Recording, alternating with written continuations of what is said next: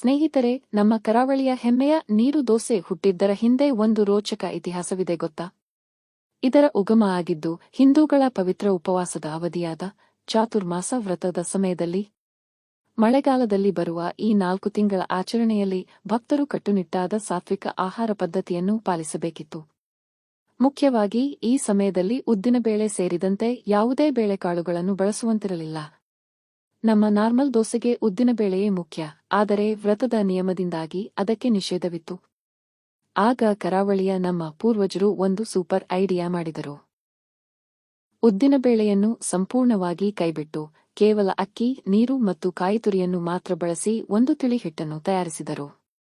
ಇದಕ್ಕೆ ಹಿಟ್ಟು ಹುದುಗು ಬರೆಸುವ ಫರ್ಮೆಂಟೇಷನ್ ಅಗತ್ಯವೂ ಇರಲಿಲ್ಲ. ಹಾಗೆ ಹುಟ್ಟಿದ್ದೇ ಈ ನೀರು ದೋಸೆ. ಇದು ವ್ರತದ ನಿಯಮಗಳಿಗೂ ಹೊಂದಿಕೊಂಡಿತು, ಜೊತೆಗೆ ಮಳೆಗಾಲದ ತೇವಾಂಶಭರಿತ ಹವಾಮಾನಕ್ಕೆ ಜೀರ್ಣಿಸಿಕೊಳ್ಳಲು ಸುಲಭವಾದ ಪೌಷ್ಟಿಕ ಆಹಾರವೂ ಆಯಿತು.